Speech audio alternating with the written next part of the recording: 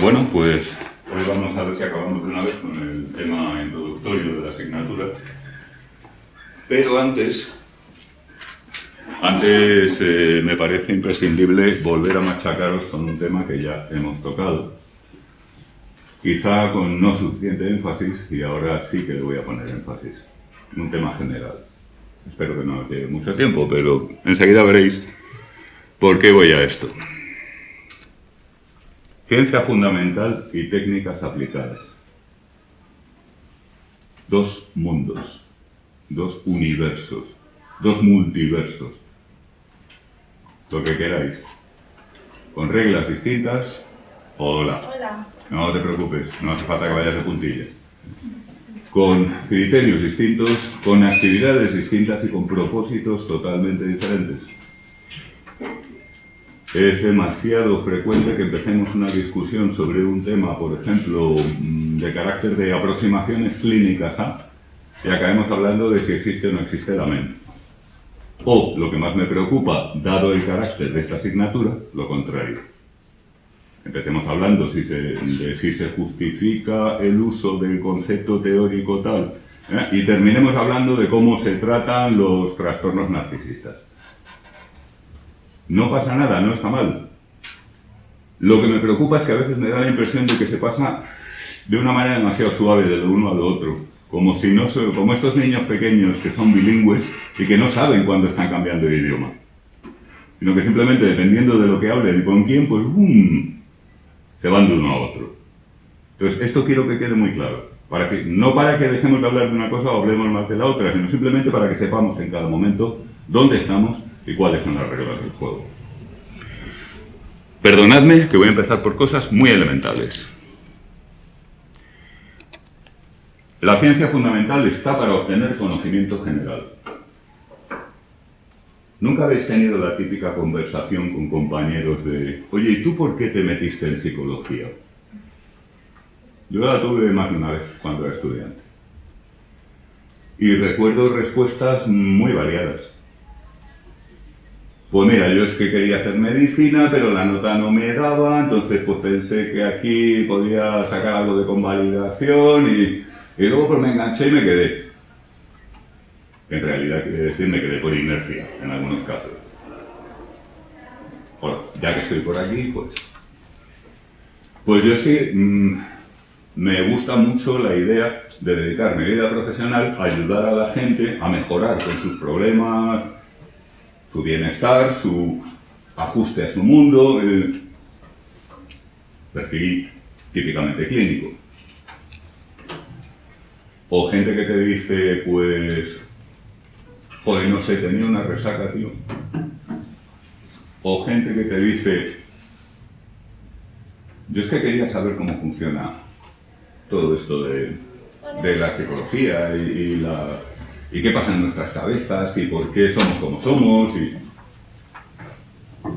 Y hay gente que empieza porque ha tenido una experiencia muy dura en carne propia o en personas próximas, en el sentido de algún trastorno, alguna dificultad psicológica especial, alguna cosa de este estilo, de tal manera que se les ha suscitado un interés especial por entender eso y eventualmente por quizás ayudar. Bueno, pues estábamos empezando a hablar en el foro de temas relacionados con el plan de estudios. Ahí voy a dar caña, no por el punto concreto que se ha suscitado, sino porque el plan de estudios te liga. Para empezar, yo no sé qué diablos hace alguien que quiere ser clínico de adultos estudiando educativa. O viceversa. Personalmente soy mucho más partidario de las especialidades, o mejor todavía, un sistema más bien tipo anglosajón, con el major por un lado, y una pléyade de optativas que te permiten hacerte tu propio perfil. Eso es mi punto de vista personal. Incluso si adoptamos un modelo generalista como este, habría muchas cosas que tocar, como seguramente a estas alturas ya tenéis vosotros tan claro o más que yo. Pero bueno, sea como fuere, En nuestra carrera, y realmente sería así casi en cualquier modelo, digamos, administrativo que siguiéramos, conviven estas dos cuestiones. ¿Qué es la mente? ¿Qué es la conducta? ¿Cómo podemos entender la existencia de un órgano como el cerebro que soporta sensaciones estéticas, por ejemplo? Ciencia fundamental.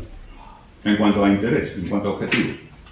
O bien, ¿cuál sería la mejor manera de ayudar a una persona que tiene delirios y alucinaciones sin hacer la escabechina que le hicieron a mi hermano?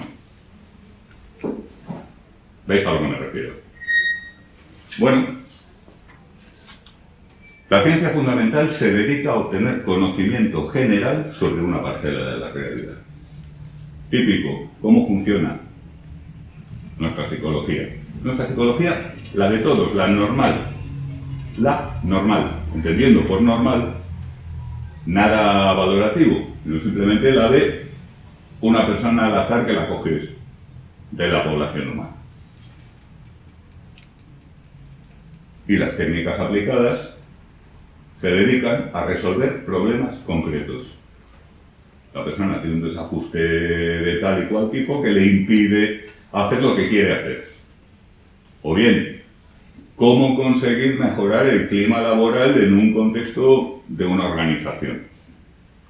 O bien, cómo realizar una página web que no sea tan absolutamente mierda como la nuestra y que el usuario la encuentre ahí lo que busca fácilmente y se maneje adecuadamente con problemas concretos. No concretos en el sentido necesariamente de que sean de una persona, sino que son problemas, digamos, del mundo real, del mundo cotidiano. Eso no es lo mismo que buscar conocimiento general sobre cómo funciona nuestro mecanismo psicológico. Son dos cosas distintas, tienen requerimientos distintos y casi lo que es más importante, sus criterios de éxito son distintos. Cuando lo hemos hecho bien, buscando conocimiento general, y cuando lo hemos hecho bien, resolviendo problemas concretos, no coincide. A veces puede coincidir. Lo típico es que no. Hasta aquí, como veis, muy trivial. Pero que no se nos olvide del todo. Dos cuestiones importantes. Y aquí a veces os intentan engañar, os intentamos engañar. Las técnicas aplicadas no se deducen de las teorías de la ciencia fundamental. De las teorías de la ciencia fundamental, en el marco de la ciencia fundamental, se deducen, por ejemplo, las hipótesis. Si yo parto de la teoría general de la relatividad, concretamente de algunas de sus soluciones, las soluciones a sus ecuaciones de campo, puedo generar la predicción, la hipótesis, de que si observo un rayo de luz o un haz de luz pasando lo suficientemente cerca de un cuerpo muy masivo, voy a observar que ese rayo de luz se tuerce. Entonces voy, cojo el observatorio a los astrónomos y a toda la banda y lo comprobamos. La hipótesis, la predicción, se deduce de la teoría. Ahora bien, si yo tengo una teoría con, digamos, intención fundamental, y a partir de ahí trato de deducir una solución concreta para un problema concreto, una técnica aplicada para un tipo de problemas concretos, no me va a bastar con la teoría. Voy a tener que añadir muchas premisas para poder llegar a esa conclusión. Es mucho más exacto decir que las técnicas aplicadas se inspiran en las teorías de la ciencia fundamental, lo cual es estrictamente cierto. Se inspiran en eso e incorporan muchos más elementos. Y voy a insistir, esto no es así en psicología, esto es así en todas las ciencias aplicadas. Por ejemplo, la medicina. O por ejemplo, la ingeniería. La cantidad de truquitos del almendruco que usan los ingenieros o los médicos, que no están basados en ningún tipo de teoría general. Y en psicología lo mismo, evidentemente. ¿Entendido? Cuidado con el matiz. Una técnica aplicada nunca se sigue de un planteamiento general. Nunca se sigue lógicamente, nunca se deduce, nunca se deriva. Se inspira, si acaso, en mayor o menor medida, en una teoría de carácter general, de carácter básico o fundamental. Básico o fundamental en este contexto significa lo mismo, que va al conocimiento general por el sake of it, conocimiento por el conocimiento. Yo prefiero fundamental porque el básico es como se llama mi departamento y me cae bien. Pero vamos, es una cuestión totalmente anecdótica. Básico o fundamental. Hola. Visto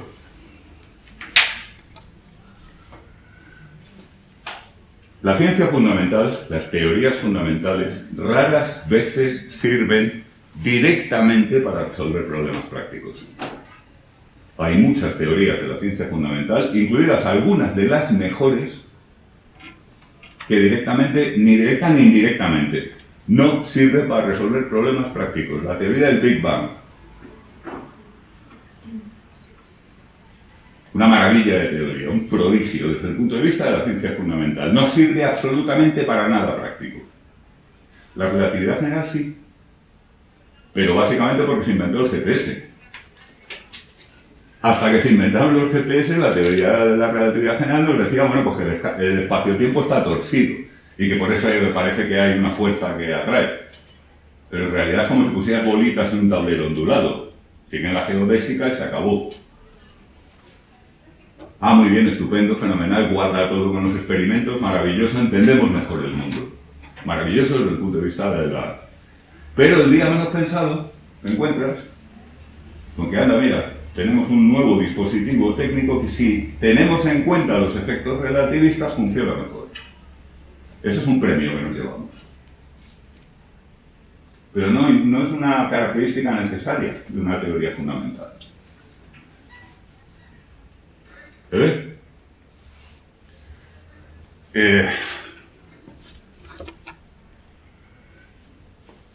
Con respecto a las técnicas aplicadas, varias observaciones.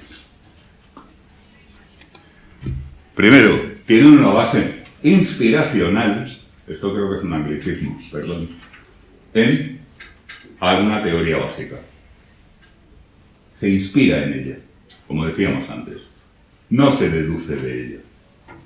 ¿Qué más hay que hacer? ¿Qué más hay que añadir para tener una técnica aplicada que funcione en los problemas concretos que nos interesan? Pues bastantes cosas. Aportes externos a la ciencia de base, que a lo mejor vienen de otra ciencia, que a lo mejor vienen de un ámbito que no consideramos científico. Segundo, experiencia práctica, señores. Si alguien creía que estudiándose una determinada teoría psicológica o lo que sea, iba a estar en condiciones de solucionar problemas, vamos, yo creo que a estas alturas ya os habéis dado cuenta de que ni de coña. Tienes que pasar por una larga experiencia profesional que te proporciona cosas que desde luego no son ciencia. Y no lo digo en el sentido de descalificarlas, todo lo contrario. Para que la ciencia sirva para resolver problemas concretos necesitas eso. Si tú te vas a quedar en un laboratorio el resto de tus días elaborando teoría y haciendo experimentos, pues a lo mejor no. También en la metodología experimental hay que echarle experiencia al asunto. Pero desde luego, si vas a resolver problemas de organizaciones, de tipo clínico, de tipo... vas a tener que pasar por una experiencia. ¿Qué obtienes en esa experiencia? No lo sabemos. Científicamente, a nivel fundamental, no lo sabemos. Estamos empezando a captar algunas pistas, paradójicamente, gracias a los últimos sistemas de inteligencia artificial. Pero no es algo que esté formalizado de ninguna manera. Heurísticos. El otro día veíamos un análisis de creencias. La gran mayoría del contenido de las creencias de realidad son heurísticos, no son elementos teóricos, no son algo que se haya comprobado científicamente más allá de toda duda. El médico internista te puede decir, si el paciente presenta ictericia, entonces probablemente el problema es del hígado. Un pedazo heurístico. Muy bueno. Pero un heurístico. A veces falla. Pocas. Pero a veces falla. Puedes tener un paciente con ictericia cuyo problema pertinente para la medicina interna no es del hígado. Es raro, pero lo puede ocurrir. Puede ocurrir. Fijaos en nuestro terreno. Una regla que manejábamos el otro día, una creencia tipo regla. Si el padre dominante si el padre dominante o el padre es perfeccionista y la madre es de personalidad sumisa, entonces eso puede dar lugar. Esto es un heurístico como un piano de cola. No es algo que se haya sacado de un experimento, ni se haya derivado de una teoría, ni se haya obtenido de un análisis correlacional masivo. Esto lo van sacando los profesionales de su experiencia, lo van destilando. Y entonces venimos nosotros, los cabrones de ingeniería de conocimiento, lo ponemos en un sistema y le quitamos el trabajo.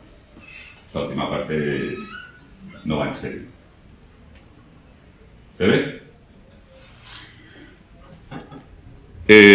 Probablemente en muchas profesiones, en psicología, desde luego en clínica está clarísimo, en medicina, en ingeniería, en las ciencias aplicadas, la gente, solucionando los problemas del día a día, usa mucho más heurísticos que teoría.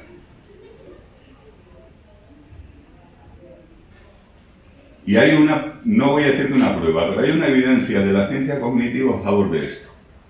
Cuando hemos querido modelizar el comportamiento de expertos de tal manera que el modelo final funcione, nos hemos tenido que hinchar a recabar heurísticos. No teoría. También, pero mucho menos. Y entonces el modelo funciona. Tú te coges el mejor libro de terapia cognitivo-conductual, los mejores apuntes de modificación de conducta, y con eso no haces un sistema que funcione.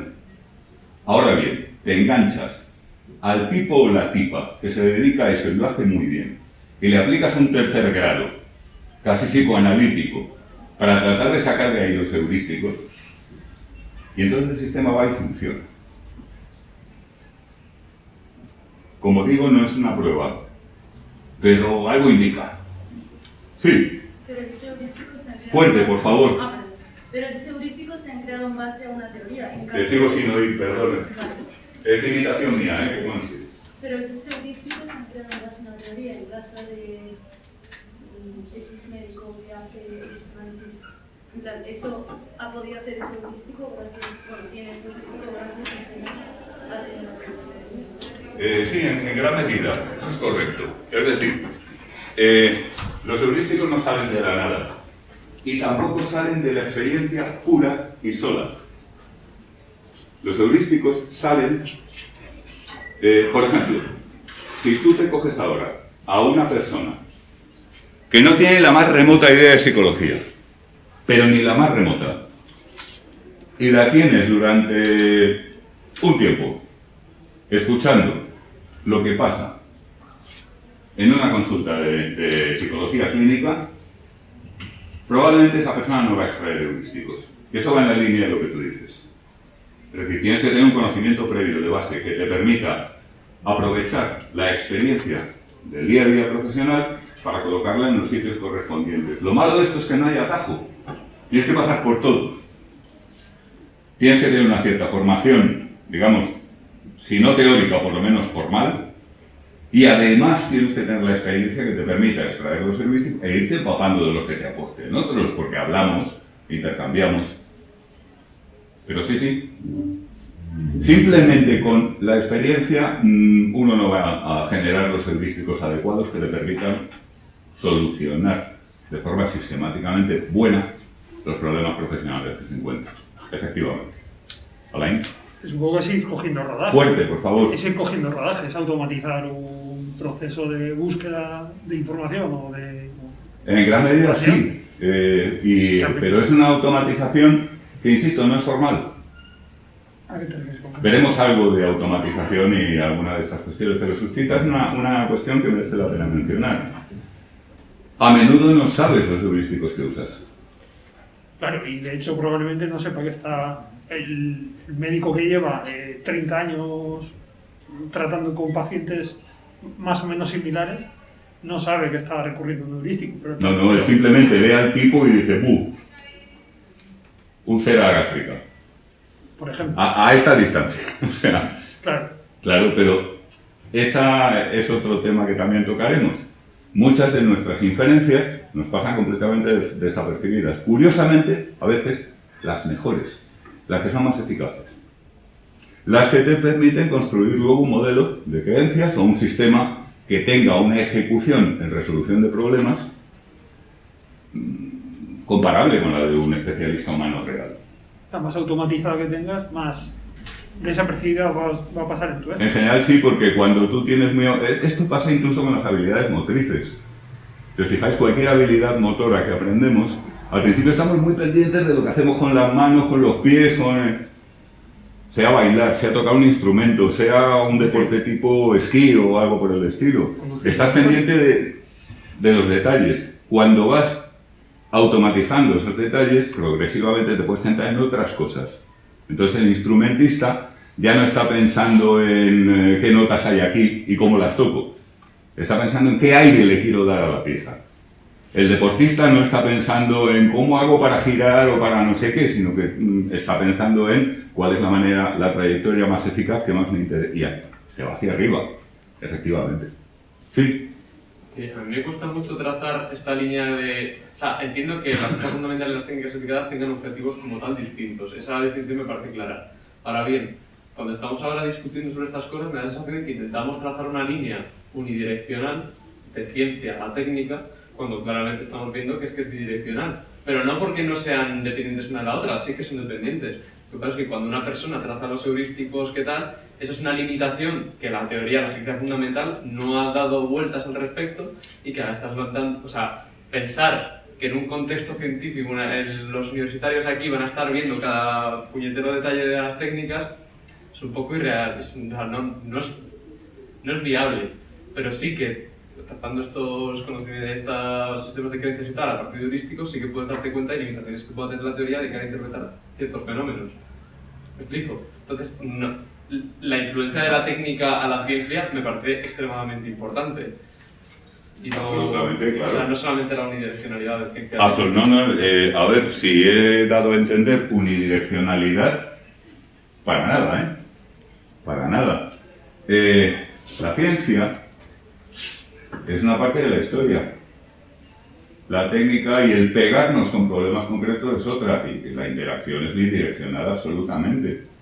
Muchas veces la gran pregunta científica es ¿por qué a estos profesionales les funciona tan bien esto que no se entiende por...? Fíjate, una pregunta que ya nos hemos hecho aquí. Todos estamos todo el día, ya no somos ni profesionales, somos seres humanos de a pie, atribuyendo estados mentales a los demás y haciendo cálculos sobre sus creencias, metas, planes, etc. Y funciona fabulosamente bien para la predicción del comportamiento de los demás. Entonces viene la ciencia y dice, espérate, ¿por qué esto funciona tan bien y en qué consiste?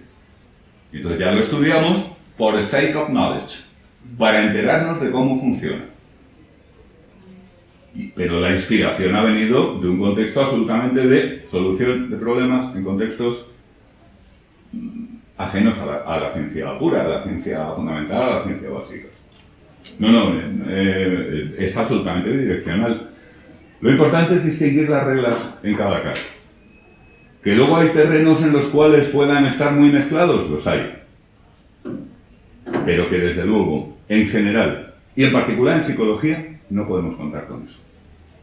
Porque la gran mayoría de nuestras técnicas tienen demasiado de esto.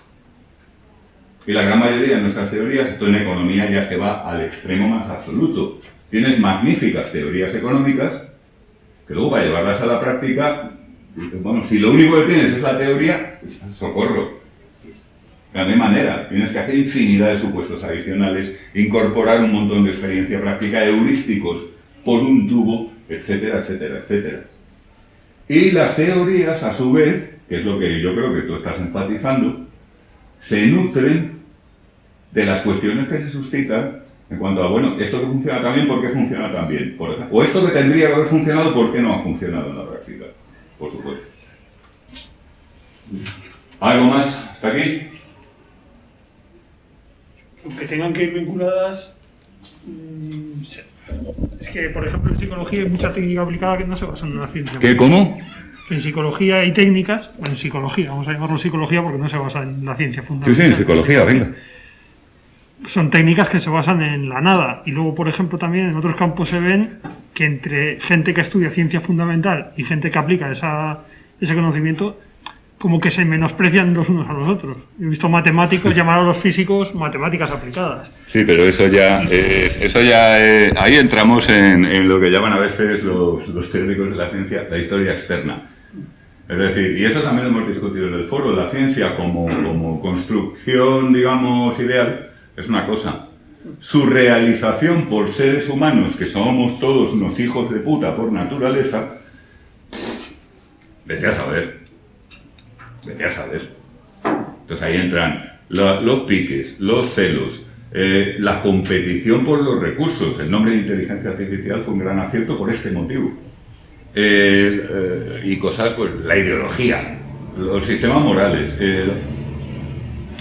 Pero eso es la realización, digamos, práctica de lo que en realidad de suyo podemos considerar perfectamente y estudiar perfectamente como un sistema abstracto.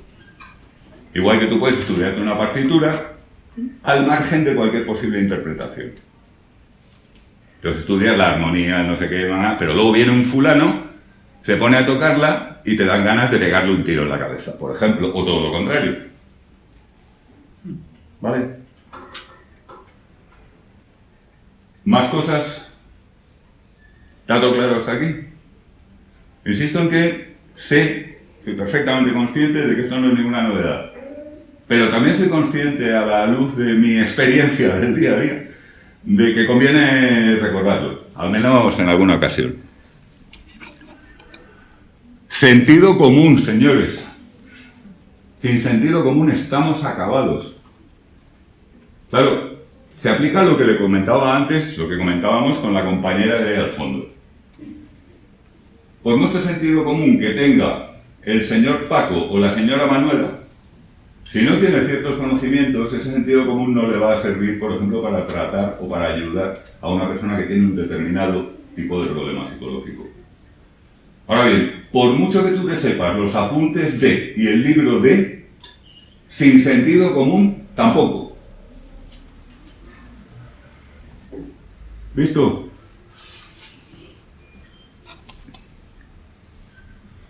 La contrastación empírica de las técnicas aplicadas, el criterio de bondad, es muy sencilla, muy sencilla. Puede ser complicadísima de llevar a la práctica. Pero la pregunta es, ¿funciona? Yo he desarrollado una técnica para reducir los estados de ansiedad o aumentar el no sé qué, o... Pregunta, ¿aplico esa técnica y da ese resultado? ¿Sí o no? Y, como se dice a veces en las películas de espías y cosas así, todas las demás consideraciones son secundarias. Hablábamos también en el foro del eclecticismo, ¿no? Mira, es que aquí ni se aplica la idea del eclecticismo. Tire usted de lo que pueda. Que ya incluso así bastante difícil es el problema que tiene entre manos. Pero no, es que yo no puedo aplicar esta técnica porque yo creo en la terapia cognitivo-conductual y esta técnica es de hipnosis. Bueno, mira, si está demostrado que esa técnica funciona en el punto en el que tú quieres producir un cambio, déjate de movidas. Está muy bien para los puristas de la ciencia fundamental que solo se tienen que dedicar a acumular conocimiento general y que no se manchan las manos con problemas mundanos. Sin ánimo de despreciarlos, por supuesto. Pero tienes un problema muy difícil delante.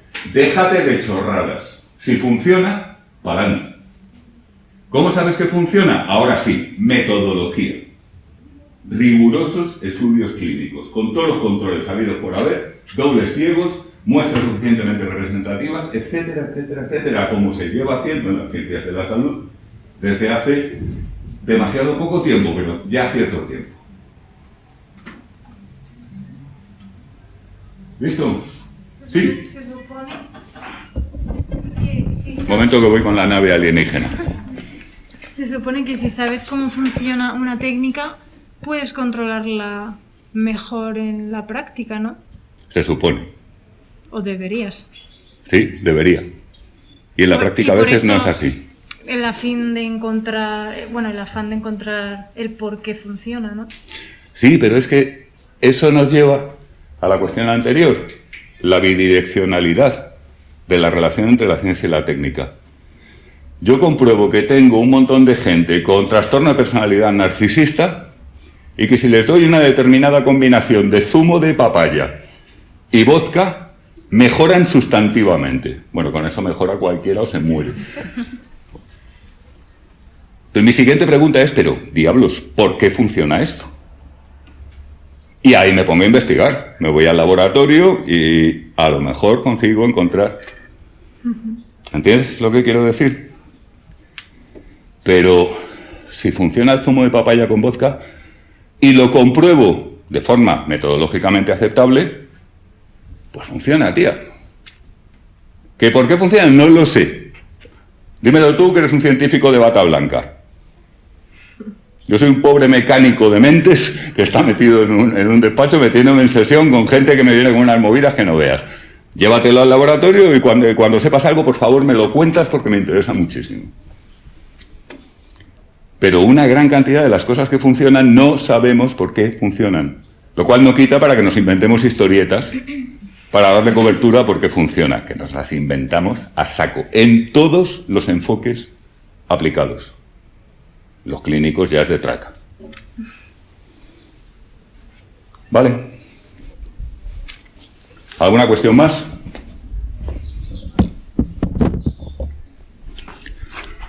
Bueno. La contrastación empírica de una técnica va dirigida a si funciona o no funciona. No a si es verdadera, o si está fundamentada, o si es coherente con su marco teórico, o ninguna de todas esas cuestiones, que también podría ir, pero de manera absolutamente secundaria y subordinada a la que importa. ¿Funciona o no funciona? Si ahora yo descubro que la mejor manera de seleccionar personal para ingeniería de circuitos es jugar a los chinos con ellos y los que me ganen los selecciono, los que no, pues funciona. Porque es que luego resulta que los que me han ganado los chinos son magníficos ingenieros de circuitos cuando los contrato. O sea, quitaros el mito de que hay una especie de construcción platónica perfecta, la cual está la ciencia, está la filosofía, debajo está la ciencia, debajo está la ciencia aplicada, debajo están las técnicas. Sí, en un sentido de abstracción sí es así, pero no hay unas relaciones de derivación. Hay infinidad de cosas que tenemos que hacer y deontológicamente debemos hacer cuando trabajamos en el campo aplicado, que no tiene una conexión intelectual clara con las teorías en las que nos basamos, o supuestamente nos basamos, o decimos que nos basamos. Y más probablemente, como decía antes, nos inspiramos.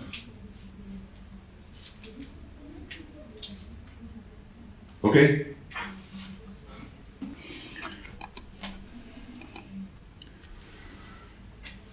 Fundamental.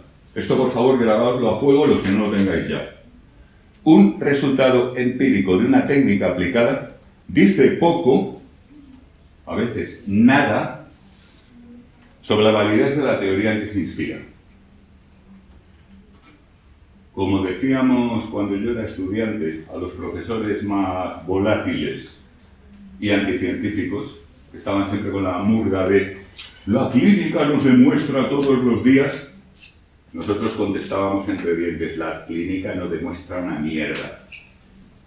Y esto puede que fuera un poco, ya pues eso, de estudiantes que estaban hasta las narices de ver determinados cuentos que ya era demasiado evidente que eran cuentos. Pero en el fondo es así. La clínica no prueba nada a efectos de teoría. Por ejemplo,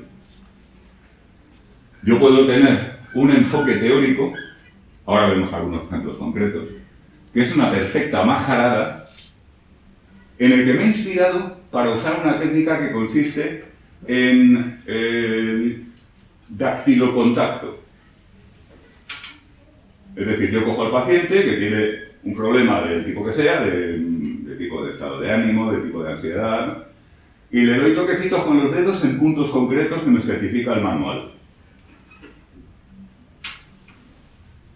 Y resulta, macho, que funciona. Me lo estoy inventando, ¿vale? No vayáis luego por ahí metiendo los dedos por los sitios a la gente. ¿Dice esto algo a favor de esa teoría o construcción o narración o lo que fuera en la que yo supuestamente me he basado para inventarme esta técnica? No. Categóricamente no. ¿Por qué? Pues porque esa técnica no se deriva de esa teoría. Por tanto, si la analizáis lógicamente es muy evidente. Estaréis incurriendo en alguna falacia. Es como la tarea de las 4 tarjetas de Weisman. ¿Lo veis? Insisto, que un tipo de terapia, que un tipo de técnica, que un tipo de tratamiento funcione bien empíricamente, es decir, tú haces el estudio clínico controlado y eso produce un beneficio neto, más o menos calculable en un rango, no dice nada o dice muy poco sobre si la teoría general en que eso se inspira es correcta o lo deja de ser. La clínica no prueba nada en ese terreno. Por la sencilla razón de que en la clínica nunca hay el control que se requiere en un laboratorio. Y además hay muchísimos ingredientes, como acabamos de ver, están completamente descontrolados. Puede ser puro sentido común, puede ser un heurístico que nos hemos sacado no se sabe muy bien de dónde. Puede ser que estamos diciendo que hacemos una cosa y en realidad hacemos otra. Hace unos años, yo doy clase en un máster de etología aplicada a que básicamente van personas que se están especializando en adiestramiento de animales. Frecuentemente les pongo vídeos de un antiguo programa que se llamaba El Smell of the Dog, el perro yo, era muy gracioso. ¿Habéis visto alguna de Super Nanny o algo parecido? Bueno, Super Nanny es una tía que se dedica a ir a las casas a resolver problemas de alimañas, psicópatas, cachorros de nuestra especie. Bueno, pues esto es lo mismo pero con perros. Y la protagonista, que es la adiestradora, es muy curioso, es un programa inglés. Va vestida de dominatrix total, con pantalones de cuero súper ceñidos, botas, tal, pinta muy agresiva, luego se comporta con la gente con total normalidad, tal igual. Va en un descapotable, desaparece un poco Batman, Batwoman o algo por el estilo. Y aplica, yo uso eso porque ilustra muy bien la aplicación de algunos de los principios de la psicología del aprendizaje al adiestramiento, principalmente canino. Ese programa es fenomenal. Se ve que además de todas las aplicaciones de principio de extinción, refuerzo parcial, etcétera, etcétera, está metiendo muchísimas otras cosas que son de ese otro estilo, heurísticos, etcétera, lo cual también es importante para los profesionales que se van a dedicar a eso. Aunque les cuesta a veces trabajar uno con lo otro. Pero hay otro programa que se llama, no me acuerdo ni el nombre, que va de lo mismo, pero que el protagonista, el adiestrador, es un tipo que cuenta unas milongas infumables desde el punto de vista teórico. Es decir, mientras la individua del programa anterior que está contando de una manera adecuada para el gran público, pues por ejemplo el principio del refuerzo o el esquema de evitación o algo por el estilo, este te está contando que si el liderazgo y la jerarquía y no sé qué, no. O sea, tomando términos etológicos, términos Disney, términos... Pero cuando tú ves lo que hace con los animales, el cabrón está aplicando los mismos principios de la psicología del aprendizaje. Está aplicando refuerzo, está aplicando castigo, está aplicando misión. Es decir, te está engañando. Te está contando una pájara de pseudoteoría, pero lo que él realmente está haciendo y lo que funciona es prácticamente lo mismo que la otra. Pues la mala noticia es que esto pasa en clínica, ¿eh? ¿Sí? Pero en este ejemplo, Momento. que en este ejemplo Y es para intimidarte. Sí, ¿eh? sí, sí. Ya sé que no funciona, pero hay que intentarlo.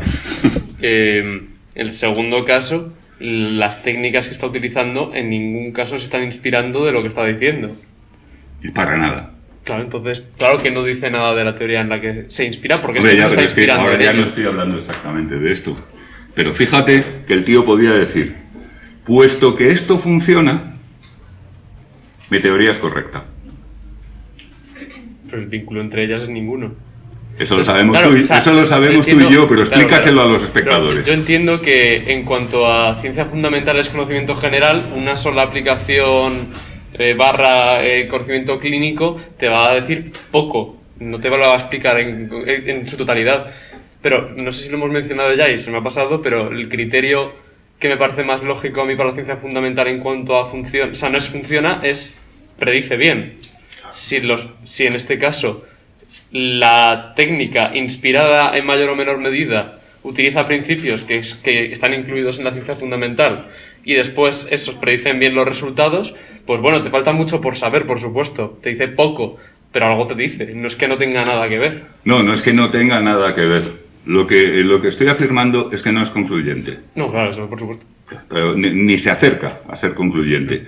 Quizá lo he exagerado un poco. No es que no tenga nada que ver. Pero en el ejemplo que he puesto, la historieta que cuenta el pavo con respecto a lo que tú ves en el vídeo que está haciendo, si tú sabes psicología del aprendizaje, al espectador medio le pasa desapercibido. Entonces este tío está diciendo una cosa y está haciendo otra. Completamente distinta, que ni siquiera se inspira en ella, se inspira en el laboratorio de psicología del aprendizaje, se inspira en ese tipo de cuestiones.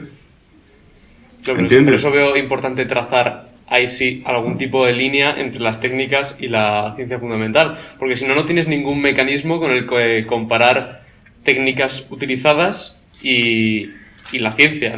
Si no hay un mecanismo para compararlo, nunca vas a Pero vamos concluir a ver, nada es entre que ellas. eso, en las ciencias de lo complejo como la nuestra, nunca se puede comparar por la sencilla razón de que la complejidad del caso a que nos enfrentamos, vuelvo al ejemplo de la teoría económica, hace que en muchos casos, pues sencilla y llanamente los supuestos de la teoría se verifiquen. O que intervengan variables que la teoría no contempla. Entonces eso será, pues eso, limitaciones que habrá que superar. Y a lo mejor te hacen cambiar de Por paradigma ejemplo, de la ley superioridad. de la oferta y la demanda es una magnífica ley en economía. Y no solo. Es una ley enormemente general. Bueno, pues la ley de la oferta y la demanda hay ocasiones reales en que no se verifica. No se verifica. ¿Por qué? Pues porque hay otro montonazo de variables que hacen que la contrarrestan. Ejemplo, un ejemplo bien conocido de hace cosa de 10 años en una cierta área de Estados Unidos, que de repente el mercado inmobiliario, ¡boom!, se paró. No había compraventas. Pues ya sabes que incluso en las situaciones a nivel de al estado, a la escala de un estado, incluso en las épocas de mucho frío económico, pues siempre hay transacciones. Inmuebles que se compran, se venden. Pues ahí es que prácticamente se paró. Se empezó a ver que los vendedores pedían demasiado y que los compradores querían pagar demasiado poco. Entonces había mucha oferta, mucha demanda y no había transacciones. Pero esto tiene que ver con el hecho, que también dicen los economistas, de que el mercado inmobiliario es un mercado muy imperfecto. Lo cual quiere decir que no les cuadran sus teorías, ni más ni menos. Es muy imperfecto porque en este caso, por ejemplo, yo voy a vender mi casa a la que adoro, en la que me he criado, y recuerdo cuando jugábamos ahí al lado, mis hermanos y yo, y los amigos del barrio, y lo que me gustaba la Pepi, que vivía en la casa. Para mí eso es valiosísimo.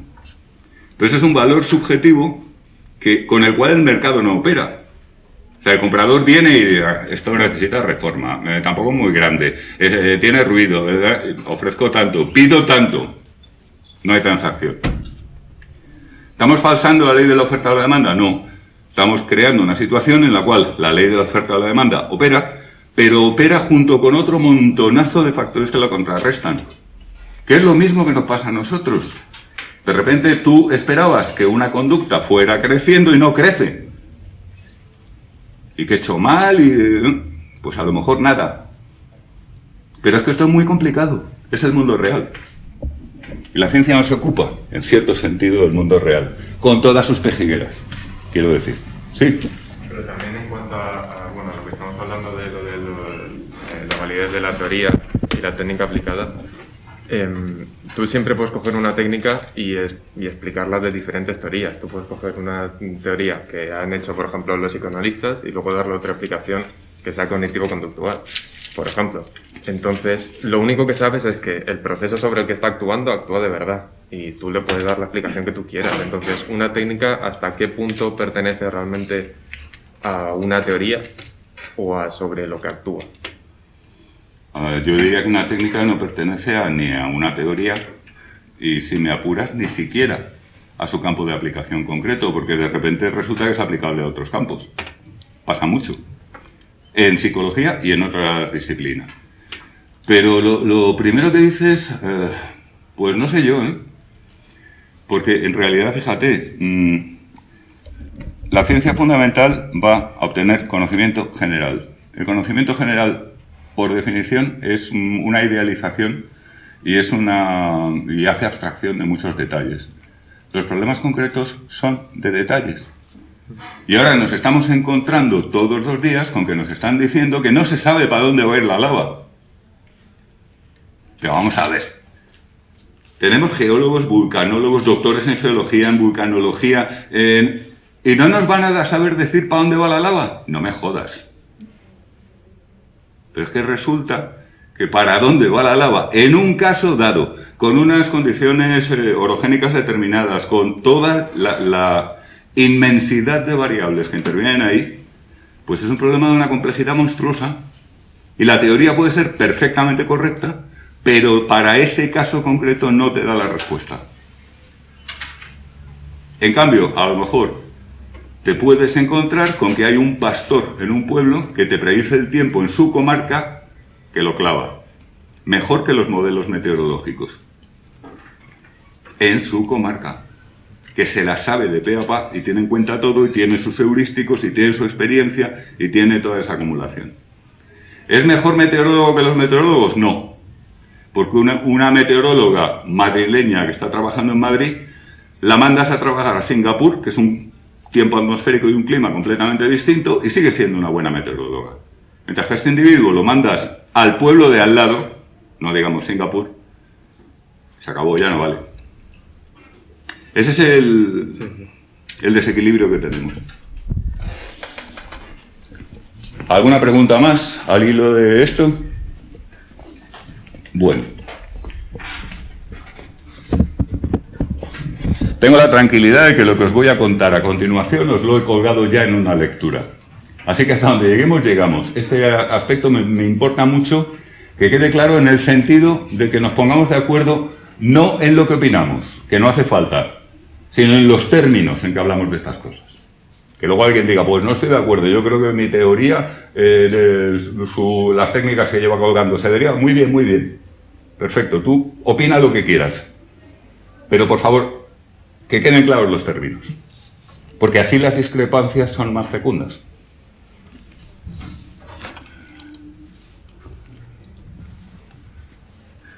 Más de lo mismo, concretamente, de un buen resultado terapéutico no se sigue la verdad de la teoría en la que se inspira. La misma idea. Fijaos que esto, con lo evidente que es, pues hay iros a segundo y veréis cómo no todo el mundo lo tiene claro. Incluso hay profesores que no lo tienen claro. ¿Para qué engañar? Podemos tener buenas técnicas inspiradas en teorías deficientes.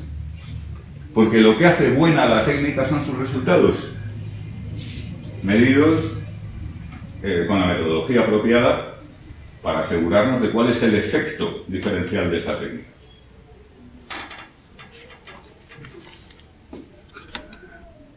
Y podemos tener técnicas poco eficaces, técnicas que no funcionan, pero que están inspiradas por buenas teorías.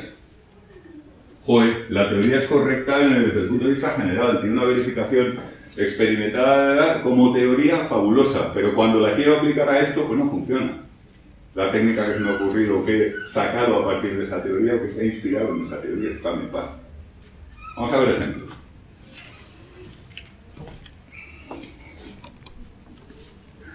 Bueno, alguno ya me lo habréis oído porque es de mis ejemplos favoritos a este respecto, pero espero que esos me disculpen.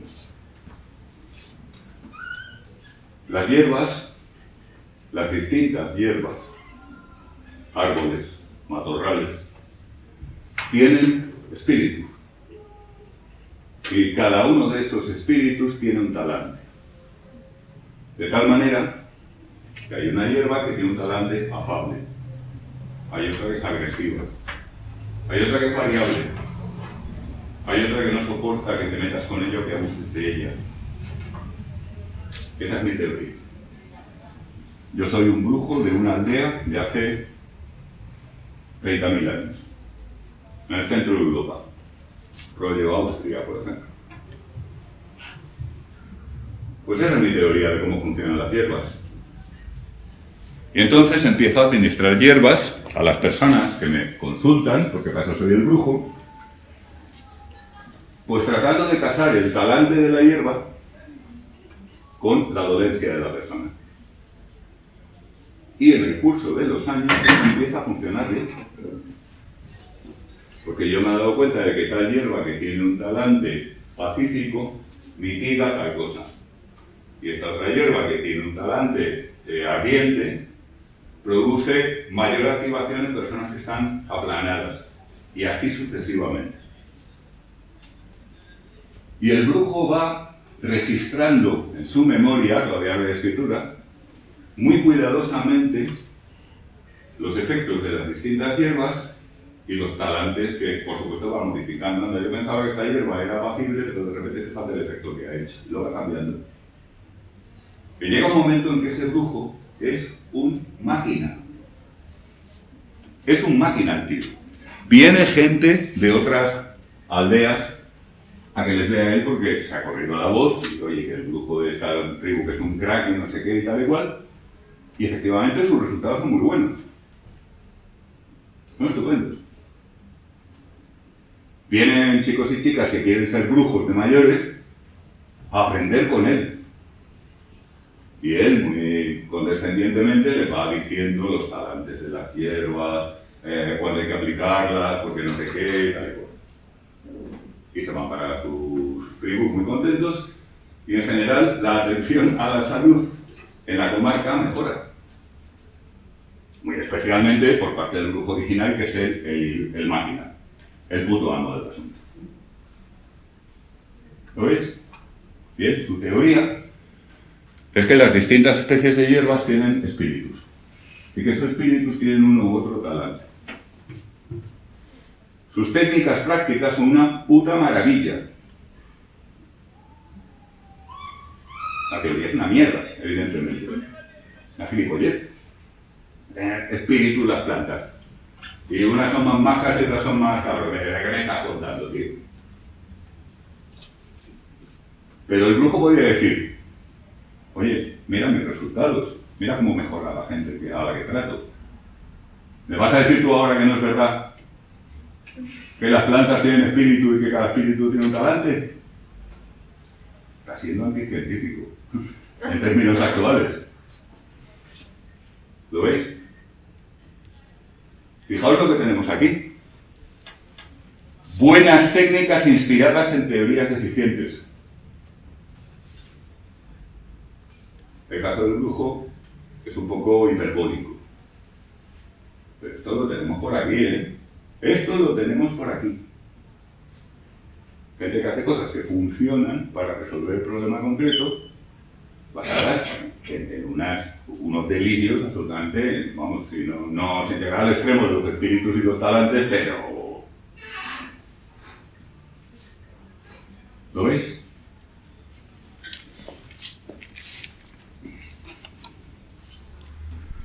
Inhibidores selectivos de recaptación de neurotransmisores. Todo lo que hemos discutido sobre esto. Tenemos un conocimiento general fabuloso. Fabuloso.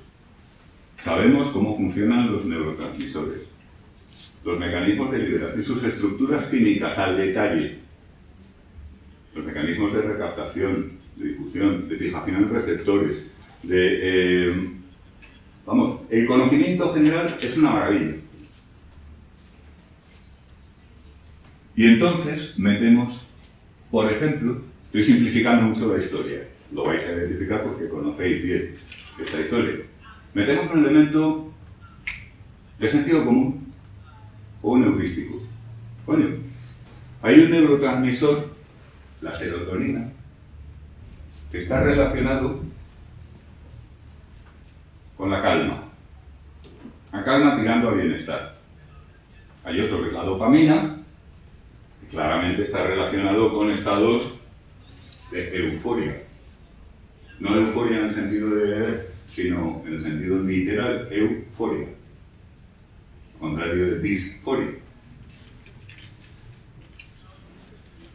Pues ya está.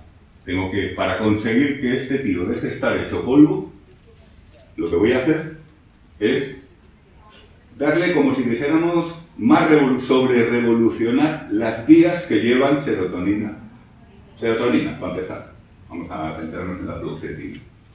Además es el primero, históricamente. Entonces, me invento medicamentos que son, en lugar de meterle artificialmente serotonina, lo que hago es más ingenioso. Las vías serotonérgicas, como todas las vías neurales, cuando hay liberación de neurotransmisores, a continuación se produce un proceso de recaptación que es como barrer la casa después de una fiesta. Es decir, la neurona emisora del neurotransmisor recaptura del espacio posináptico, como si dijéramos el neurotransmisor sobrante, aquel que no se ha fijado en los receptores posinápticos. Esto es el proceso de recaptación. Lo conocemos perfectamente desde el punto de vista de la ciencia general, de la ciencia fundamental. Entonces, fíjate qué truco más bueno. Voy a usar un fármaco que reduce esa recaptación. Con lo cual, voy a obligar a que haya más serotonina en los espacios posinápticos. Por si los receptores posinápticos no se han enterado, pues le sigo dejando ahí artificialmente la serotonina para que esa vía tire más. Y esa es la idea. Teoría fabulosa. Truco del almendruco, heurístico, sentido común. Ese es el conjunto. Resultado, alguien lo mencionaba hoy mismo en el foro Carmen, me parece recordar. Pues tú llegas con una movida de cabeza y lo primero que haces es ¡zas! Te cascan, creo que ya mencionaban ansiolíticos en este caso.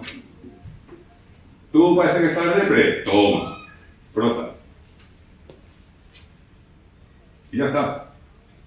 ¿Funciona?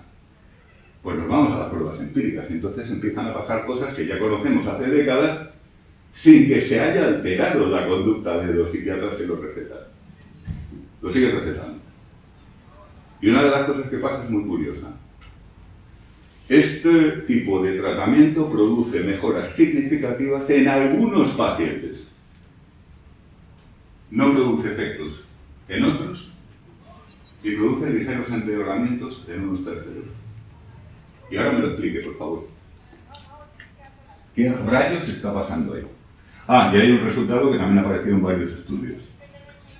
La administración de inhibidores de recaptación de serotonina, y lo mismo pasa con dopamina, norepinefrina, los que combinan, funcionan mucho mejor en combinación con psicoterapia buena. Es decir, si el psiquiatra coge al tipo, le mete como si fuera una oca de esas del foie gras, las pastillas, y lo manda para su casa, eso tiene muchas menos posibilidades de funcionar bien que si el psiquiatra está, como cada vez afortunadamente se hace más, trabajando en equipo con un psicólogo, y entonces el psicólogo se dedica a darle la parte de psicoterapia. Y esos son los que tienen el mejor resultado. La madre del payo, pero vamos a ver, tendría que funcionar de una manera más o menos igual para todo el mundo. La teoría es clarísima. El conocimiento de la bioquímica, de la fisiología neurocientífica, es fabuloso. Entonces, ¿por qué coño esto no funciona? ¿O funciona tan raro? Pues los últimos resultados son asombrosos. Los últimos resultados indican que el efecto de los inhibidores de recaptación, al aumentar la cantidad de neurotransmisor en esas vías, es hacer globalmente al sujeto más sensible al ambiente, más reactivo a lo que quiera que haya en su ambiente. Y entonces cuadra. Esto todavía está por terminar de confirmar. Hay algunos estudios que el resultado lo dan muy claro. Y hay una explicación en términos de farmacodinámica que parece totalmente plausible, que es pronto para afirmar. Entonces, ¿qué es lo que pasa? El tío vive en un infierno. Va al psiquiatra. El psiquiatra le casca la pastilla y se vuelve al infierno. Resultado, el sujeto es más sensible al influjo ambiental de ese puto infierno.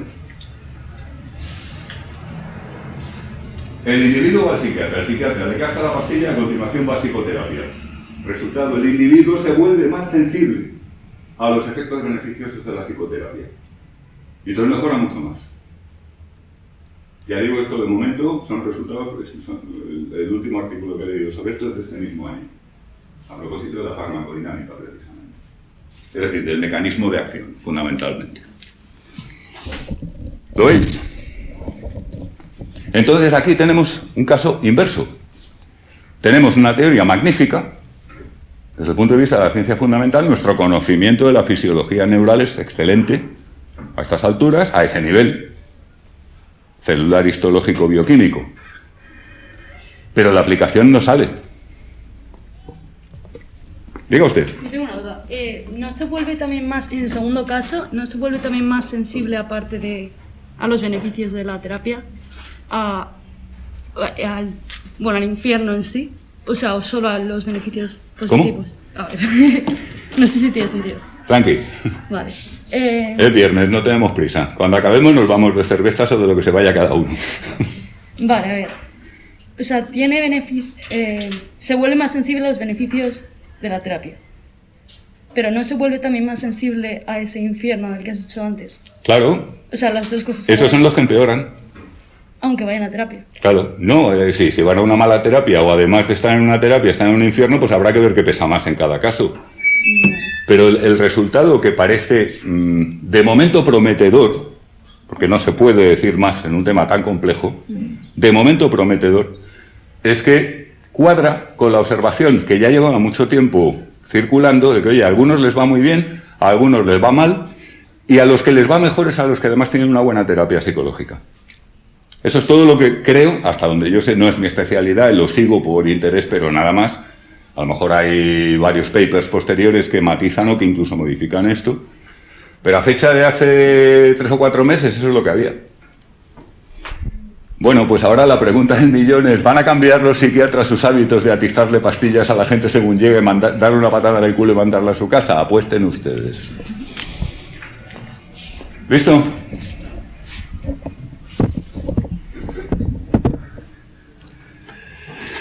Bueno, joder, proyector. Testosterona y conducta sexual. Sabemos perfectamente que determinadas hormonas ceteris paribus tienen determinados efectos en impulsos, conductas, pautas de actividad, etc. Uno de los casos claros es la testosterona. Se puede llamar la hormona masculina por excelencia, incluso se habla de películas testosterónicas, queriendo decir con ello que hay un tumo bruto que rompe cosas. Bueno, las mujeres también tienen testosterona, aunque normalmente en niveles más bajos. Y el funcionamiento en general de las hormonas, sea la testosterona, progesterona, estrógenos, andrógenos, la que queráis, es extremadamente complejo, dinámico y no lineal. Pero sabemos bastante de ello. Estructuras químicas un poco como antes. Sabemos bastante bien, por ejemplo, que determinados desfases en la liberación de testosterona in útero puede producir modificaciones en la diferenciación de los caracteres sexuales del individuo cuando luego es adulto. Y parece tener incluso una cierta relación con las tendencias más o menos amplias de orientación sexual. Pero todo esto, vamos, son cosas que sabemos bastante bien, hasta un punto, etc. Bueno, pues, años 50 y tantos del siglo XX. Coño, la testosterona es la hormona de ser hombre. Ya está, ya tenemos la cura para la homosexualidad, todavía en aquella época se hablaba en esos términos. Y entonces van y hacen un estudio. Seleccionan a un conjunto de gays y los ponen hasta arriba de testosterona. La idea es, si los gays, en realidad lo que pasa es que son poco hombres. Yo les mandaba unos cuantos osos de estos para que se lo explicaran a ellos. Entonces, claro, los hacemos más hombres a base de hormonas. Y entonces les empezaron a gustar las mujeres. Resultado de ese estudio, la banda de gays más salidos de la historia. Pero hacia tiros. Por supuesto, de acuerdo con su orientación. Fijaos el supuesto que entonces era de sentido común que se ha metido. La testosterona te hace más hombre y ser homosexual es ser poco hombre. Las dos cosas son mentiras. Pero entonces era de cajón. ¿Lo veis? De nuevo, tenemos una buena parte de la teoría del conocimiento general sobre hormonas, relación entre hormonas y conducta y tal, que está bien. Pero cuando nos vamos a la técnica aplicada y empezamos a introducir heurísticos y sesgos y sentido común y cosas por el estilo, y nos sale una técnica que literalmente nos sale por la culata, en este caso. Pues lo que has hecho no es convertir a gays en heteros, lo que has hecho es convertir a gays en super gays. ¿Listo?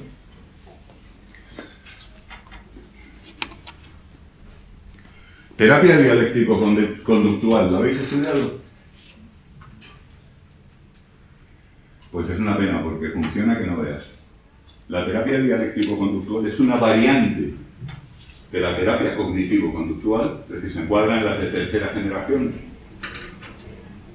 desarrollada por Marshall Linehan y que incluye pues, un núcleo, que es el de la terapia cognitivo-conductual, digamos, estándar, pero incorpora otros elementos.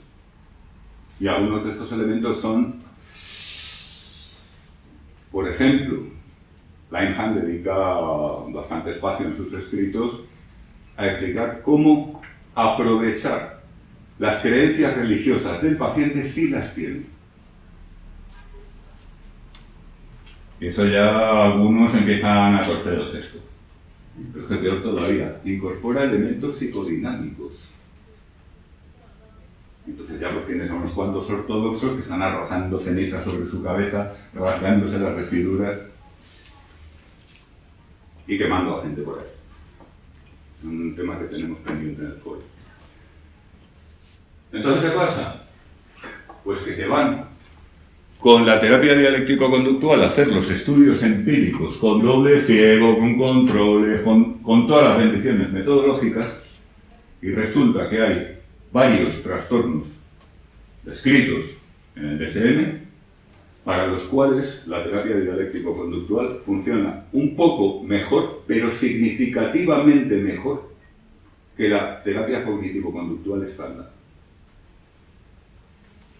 Y ahora se aplica lo que decíamos al principio. Si funciona, se acabó. ¿Cuánto tienen que ver los elementos psicodinámicos? ¿Cuánto tiene que ver el aspecto? No lo sé, pero yo aplico esto y funciona un poquito mejor. Y no necesito saber más. ¿Lo veis, no? La técnica está inspirada pues, en una teoría, bueno, llamar teoría a la terapia cognitivo-conductual no tiene el más mínimo sentido, no es una teoría. Es un método general de proceder en un tipo de problemas. Pero bueno, tiene elementos cognitivos, tiene elementos conductuales, que ahí así quizá podríamos empezar a hablar de teoría. Pero cuando te llevas eso a la práctica, pues si resulta que le añades lo que veíamos antes, cosas externas, influencias de tipo heurístico, pues resulta que mejor. ¿Por qué? No lo sabemos. ¿Se ve?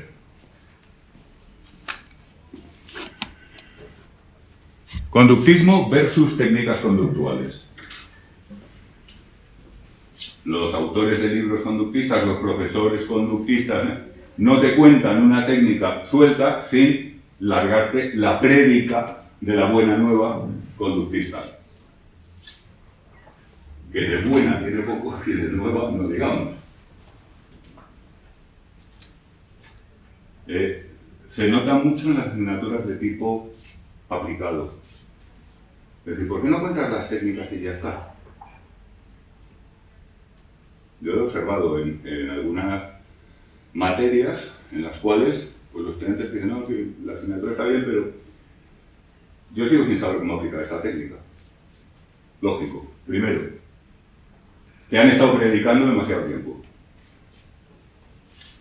Y segundo, para manejar la técnica no está en el libro ni en los apuntes. Tienes que practicar. Tienes que someterte a la experiencia, porque es que ya estamos hablando de otra cosa. Pero los conductistas son especialmente Disney en esta idea de que la teoría y la práctica son lo mismo y una sola cosa y están unidos perfectamente en armonía lógica. Eso es simple y llanamente falso.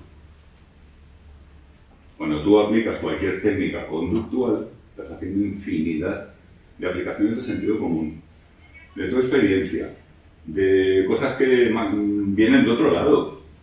Incluso estás haciendo cosas tan absolutamente herejes desde el punto de vista de la ortodoxia científica del conductismo, como seleccionar un estímulo para usarlo como reforzador porque tienes buenas razones de ojo clínico para sospechar que va a ser placentero para el sujeto. Porque desde luego en los libros de técnicas conductuales no busquéis una receta científica para decidir qué estímulo usar como reforzador. No lo vais a encontrar, porque no existe. Eso hay que hacerlo a ojo. Y está bien que sea así. Lo que ya no está bien es que te leas el libro y en la página 30 empieces a decir, ya me están contando fantasías animadas de ayer y hoy. Cosas como son. Y muy honorable. En el caso de las técnicas conductuales, lo característico es que son la locomotora. Es decir, si los conductistas tienen dos cosas, vamos a decirle teoría, y una serie de técnicas, desde el análisis funcional, que es más o menos abstracta, hasta técnicas de exposición, etcétera, etcétera, pues estas son las que funcionan bien. Lo otro hace agua por todas partes, como os he intentado poner de manifiesto una lectura anexa, que está por ahí, que sí que también hay. ¿No? Pero aquí la teoría es bastante, la teoría, por así llamarla, muy floja. Sin embargo, las técnicas funcionan bien en muchos casos. Y funcionan bien a base de aplicar sentido común, a base de aplicar heurísticos, a base de tener experiencia. Porque es que si no, enseñar análisis funcional sería cuestión de media hora. ¿Media hora? Tú ya has aprobado aprendizaje y condicionamiento en primero, ¿no? Bien, pues ven para acá, te voy a explicar lo que son las disposicionales, ¿verdad? Y no hay más. En media hora ya sabes todo lo que he añadido, todo el conocimiento que no tenías de primero sobre cómo funciona todo ese asunto. Pero luego te pones a resolver problemas, a hacer análisis funcionales y, hostia, porque no tienes la práctica, porque no tienes los trucos, porque no tienes los heurísticos, porque tu sentido común todavía no se ha afilado en esa dirección suficientemente. Y cuando todo eso se haya cumplido, entonces harás análisis, que es una técnica al fin y al cabo bastante sencilla. Pero la parte que tiene el científico es el armazón de la psicología del aprendizaje, más un par de conceptos más. Nada más. Entonces, la idea de que cuando tú haces análisis funcional es como si estuvieras en el laboratorio haciendo investigaciones sobre programas concurrentes a 8 operantes con respuesta parcial, que no. Es otra actividad y tiene otros requerimientos y además tiene otros criterios de éxito. En el cual las técnicas conductuales suelen salir muy bien paradas, por cierto. Lo mismo que decía antes de la terapia dialéctico-conductual, se puede decir de las técnicas conductuales, infinidad de estudios que prueban que tiene un efecto neto que es bueno. Ahora, de nuevo se aplica lo mismo de antes. Que una técnica funcione no nos dice mucho sobre que la teoría sea buena. Podríamos estar hablando de los espíritus de las plantas.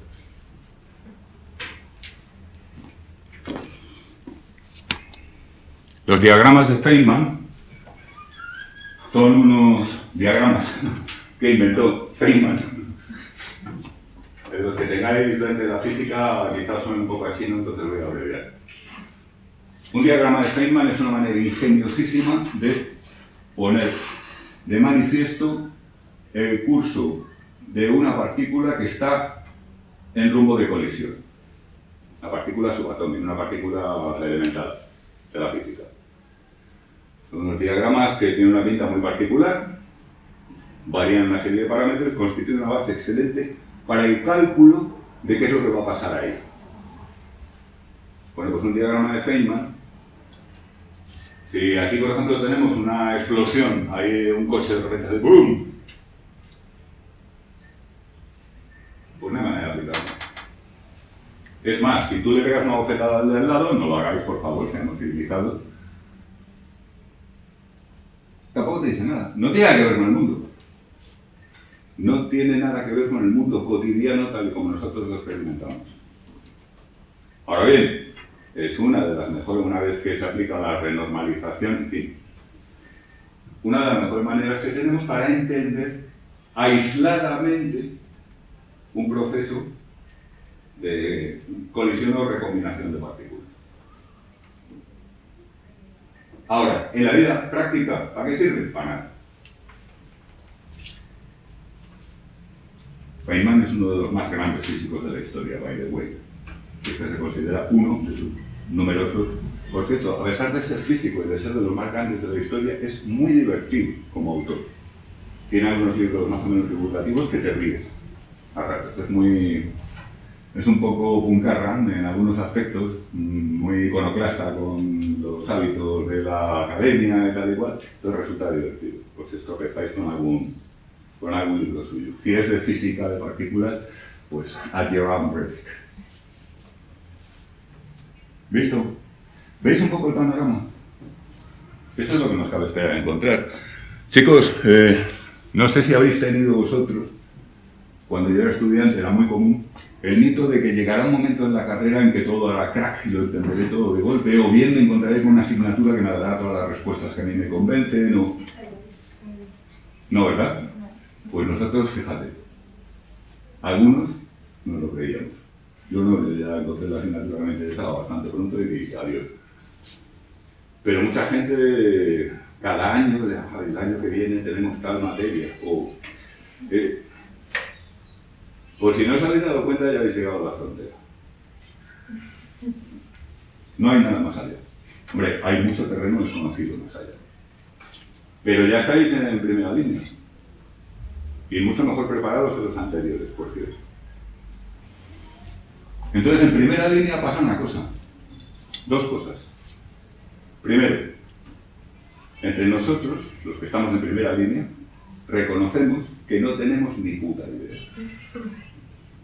Y segundo, reconocemos nosotros y nos reconocen que puestos a tratar los problemas que son de nuestra competencia, somos los mejores, a mucha distancia de cualquier otro. Las dos cosas. No tenemos ni puta idea, pero somos los mejores que no tienen ni puta idea, porque lo de nosotros es peor. Get over it. ¿Vale? Pero no os hagáis ya ilusiones de tipo voy a aprender o el máster o el... No. Tú ya estás en la frontera, ¿sabes? Así que, ya sabes. A la bayoneta. ¿Alguna pregunta?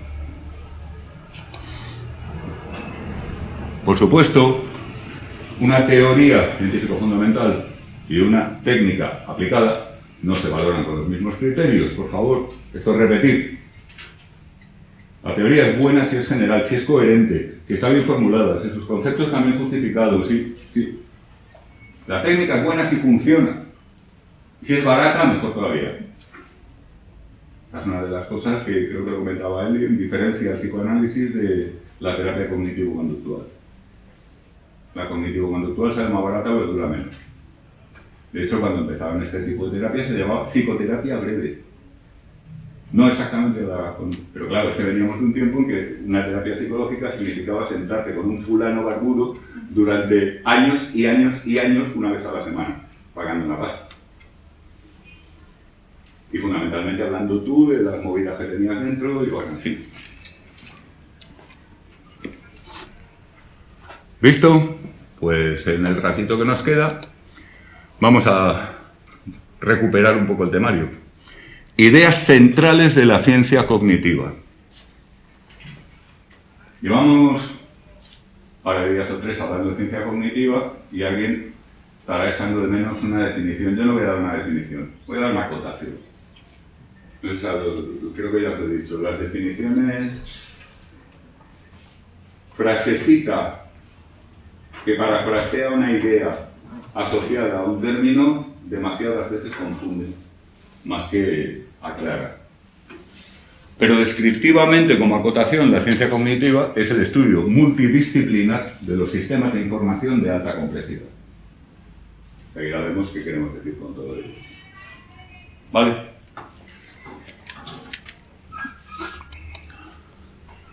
El objeto de estudio son los sistemas de información de alta complejidad.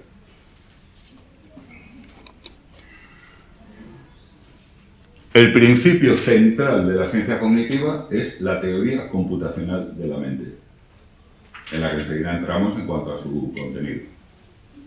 La mente no es un espíritu, la mente no es un amasijo de neuronas, la mente no es una concatenación de reflejos condicionados. La mente es básicamente un dispositivo de información, un dispositivo de cómputo.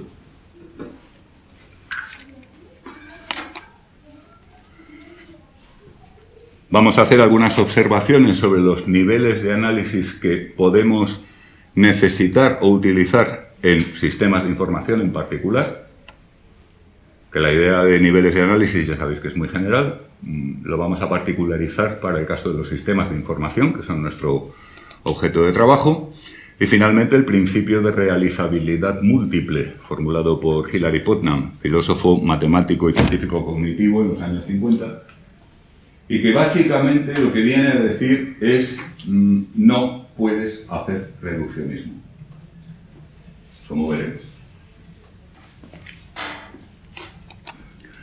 Sistemas de información de alta complejidad. ¿Qué entendemos por un sistema de información? Antes de pasar a la complejidad. Bueno, pues hay muchas cosas en el mundo que podemos describir ventajosamente en términos de materia y energía. Los coches, los hígados, los corazones, las ratas, los árboles, las plantas. Son sistemas cuyas propiedades relevantes consisten en que toman energía de alguna fuente y transforman esa energía de alguna manera, en virtud del principio de entropía, con una pérdida calórica siempre. ¿Vale? Creo que en la lectura es como el ejemplo de la tostadora. Una tostadora toma energía eléctrica de la red eléctrica. Pasa esa energía por unas resistencias y esas resistencias transforman esa energía en calor. Y ese calor produce un cambio físico-químico en lo que quiera que hayas metido en la tostadora. Mejor que no sea un pimiento, mejor que sea una rebanada de pan. ¿Está claro? Materia de energía. La propiedad relevante de una tostadora es que tuesta cosas, o las quema. Y no necesitas hablar más que de materia y de energía para hacer la descripción completa. El nivel de análisis adecuado para entender la propiedad relevante de una tostadora es ese. Pero la tostadora también es un conjunto de átomos, sí, pero si la describes como un conjunto de átomos, la tostadora es indistinguible de la freidora y es indistinguible de la sandwichera, y si me apuras es indistinguible de tu perro. Pues los átomos son los mismos. Para entender su propiedad importante, tenemos que ir a un nivel de análisis concreto, en el que hablamos de resistencias, hablamos de cables, hablamos de ese tipo de cosas. Pero es un nivel de materia-energía. Ahora bien, vamos a hablar de otro sistema. Una calculadora de sobremesa, que todavía quedan. Las usan en algunos comercios. Una calculadora de sobremesa también es un sistema de materia-energía. Es como la tostadora, pero más suave. Toma energía eléctrica, probablemente de una batería, en este caso no de la red, pero toma esa energía eléctrica y la transforma en gran medida en calor. Y en el nivel, en cualquier nivel de materia-energía no puedes decir nada más sobre ella. Nada más. Pues detallar. Vamos a ver, ¿para qué está una calculadora? ¿Cuál es su función? ¿Cuál es su propiedad relevante? Su propiedad relevante es que calcule.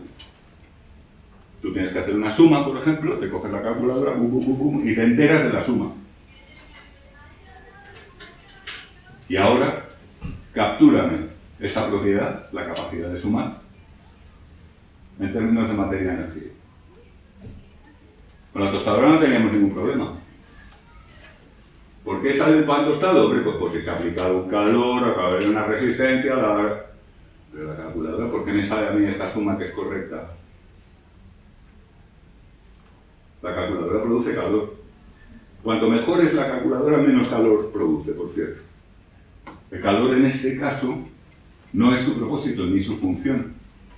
Es un efecto colateral indeseado. ¿Y eso de la suma? ¿Y de cómo tengo yo que describir la calculadora para captar la propiedad de que, joder, es capaz de sumar cosas? Pues ahí me tengo que ir a un nivel de información. Porque ni los sumandos, ni la operación de sumar, ni el resultado son descriptibles en términos de materia-energía. Ni átomos, ni piezas, ni resistencias, ni calor, nada. Los números son un concepto extraordinariamente abstracto.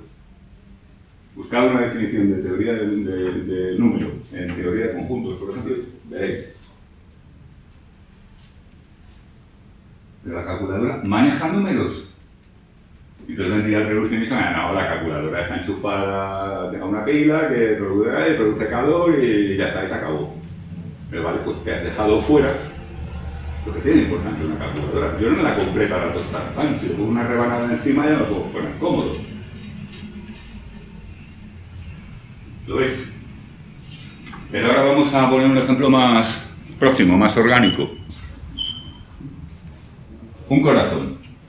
De nuevo, yo puedo describir un corazón, nivel atómico, molecular, celular, histológico, incluso me puedo ir a niveles muy altos y empezar a describirlo en términos literarios, metafóricos, rollo corazón partido y movidas de estas. Lo puedo describir de muchas maneras, pero la inmensa mayoría de las descripciones, y las más relevantes, van a ser materia-energía. ¿Para qué está ahí un corazón? Pues un corazón lo que hace es como si dijéramos transformar sangre estancada, sangre parada, en sangre en movimiento. Para ello tiene que vencer una resistencia, tiene que vencer la fuerza de la gravedad, para lo cual necesita un aporte energético que procede de nuestros alimentos. Energía metabólica, no de la red, en este caso. ¿Qué hace el corazón? Pues una serie de contracciones que, fundamentalmente, propiedad esencial, mueve sangre. Entonces esa sangre pasa por los pulmones, se enriquece en oxígeno, se sigue moviendo y aporta oxígeno a todos los consumidores, a todos los tejidos que lo necesitan, que son prácticamente todos. Pero estamos en materia-energía. ¿Entendido? Como la tostadora, pero más sofisticado, pero seguimos hablando de materia y energía. Un aporte energético metabólico, unas contracciones rítmicas que son físicas y un movimiento de un fluido. Una resistencia que hay que vencer, todo es física. ¿Está claro? Pero vamos al cerebro. Otro órgano. ¿Qué hace el cerebro? Pues mira, muy sencillo, igual que te he explicado del corazón, pobrecito, tengo que explicar lo del cerebro. El cerebro lo que hace es que consume energía metabólica, igual que el corazón, bueno, mucha más. El cerebro se ventila entre el 20 y el 25% de nuestra energía metabólica total. O sea, tú te comes una pizza así, todo esto es para el cerebro. Vale, ya le sigo, sí, o sea que consume mucha energía y si me como una pizza, una cuarta parte de casi va para el cerebro. Ok, ¿y ahora qué hace el cerebro? Pues genera muchísimas corrientes, muy pequeñitas, de bajísimo voltaje, en todas direcciones. Ah, ¿y qué más? Bueno, y echa chorritos de neurotransmisores súper diminutos a montones por todas partes. Ah, ¿y qué más? No, ya está. Espérate, ¿me estás diciendo que este órgano se cepilla casi la cuarta parte de toda mi energía para actuar como las luces de Navidad de Vigo? Me está contando. En términos físicos es todo lo que podemos decir. Podemos hacer dibujitos de dónde se concentran más o menos las descargas eléctricas o los chorritos de neurotransmisores. Vale, muy bien. Pero al final todo esto ¿para qué? El corazón está claro. Mueve sangre para que se mantenga limpia y oxigenada. Y por tanto, los tejidos del cuerpo reciban. Y como se te fastidia el corazón, todo el mundo sabe perfectamente lo que pasa. Pero y todas esas corrientitas del cerebro y todo eso, vamos a ver, la selección natural es tacaña, rastrera, cutre. ¿Qué diablos hace la selección natural permitiendo que se desarrolle un órgano que se cepilla esa cantidad de energía para hacer qué? En términos de materia y energía llegamos a esta paradoja, es que es peor todavía. Ahora mismo tenemos servicios de ginecología, seguridad social. Una congénere nuestra de hace 30 años parió un hijo en una ruleta rusa. Entre otras cosas, porque ese cerebro, muy tocho, y hay que sacarlo para afuera, hermana. Y resulta que eres bípeda. Con lo cual no puedes ampliar el canal pélvico más allá de. Y muchas mujeres morían. Y muchas crías también. Entonces, vamos a ver. Una inversión brutal, tanto en energía como en daños colaterales, para un órgano que hace ¿qué? Pues estamos en las mismas que con la calculadora. A base de materia y energía no vamos a entender sus propiedades esenciales. Fíjate. ¿Lo veis? La diferenciación, por tanto, por concluir un poco cerrando este punto, llamamos a la tostadora sistema de materia-energía, llamamos al corazón sistema de materia-energía, llamamos a la calculadora sistema de información y llamamos al cerebro sistema de información. ¿Por qué? Pues porque para entender las propiedades relevantes de cada cual tenemos que usar un nivel de un tipo o de otro. Lo que me lleva a esto, la distinción es epistemológica, no ontológica. No estamos diciendo que un sistema de información sea una cosa distinta de un sistema físico. Ya hemos empezado por decir que el cerebro genera la selección natural, el corazón también, y la calculadora pues es materia. ¿De acuerdo? Es decir, no estamos haciendo una diferenciación ontológica, dos clases de sustancias distintas. Estamos haciendo una distinción epistemológica. Si quieres entender el corazón, descríbelo a un nivel de análisis de materia y energía. Si quieres entender el cerebro, descríbelo a un nivel de análisis de información. Porque sin un nivel de análisis de información, el cerebro es un perfecto disparate de órgano. No hay por dónde cogerlo. ¿Entendido? Bien, pues ya veis a dónde vamos. Por decirlo sucintamente, un sistema de información es aquel cuyas propiedades relevantes, sus funciones fundamentales de intercambio con el medio, se describen óptimamente en términos de información, en niveles de análisis de información.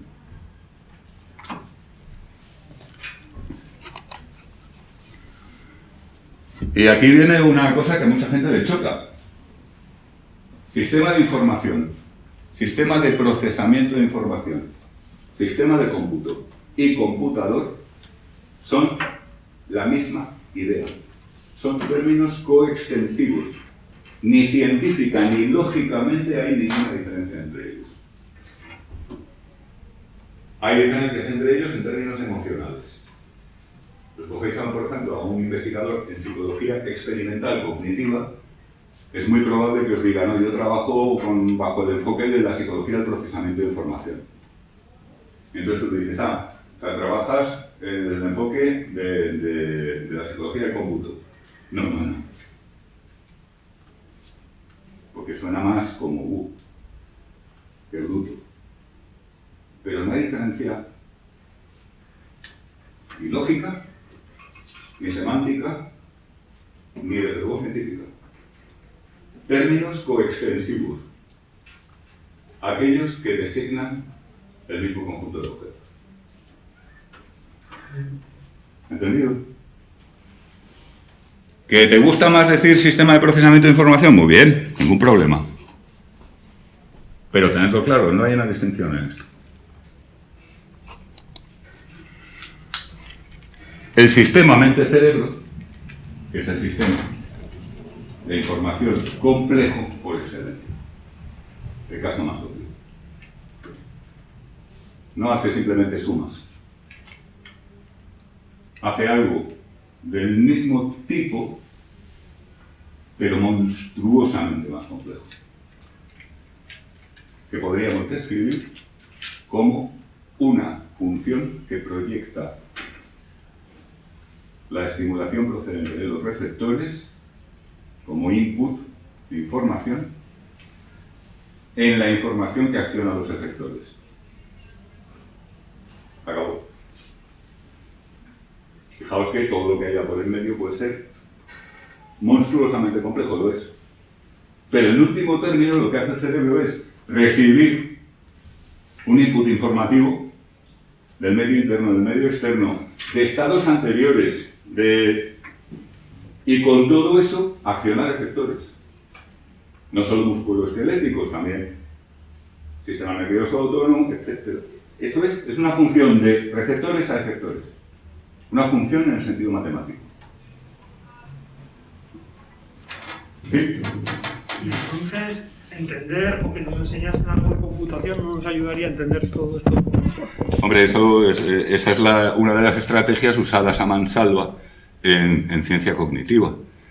Es decir, tenemos un tipo de sistemas de información, tipo calculadora, tipo ordenador digital, que son mucho más sencillitos y eso nos va a dar muchos insights. No solamente insights, el otro día veíamos cómo podemos modelizar un fenómeno de información sofisticado y complejo como el manejo de creencias en sujetos humanos, llevándolo a un ámbito digital sencillo, rollo máquina von Neumann. ¿Vale? Veamos, y lo normal es que la gente que trabaja en ciencia cognitiva pues sepa algo de programación, sepa algo de lingüística, sepa algo de lógica, sepa algo de matemáticas, multidisciplinar. Ahora bien, siempre habrá en tu equipo alguien que hace maravillosamente algo que a ti se te da regular y tú harás estupendamente algo que el otro no. Multidisciplinar. Mola. ¿Vale? Tipos de sistemas de información. No sé si esto se ve muy bien.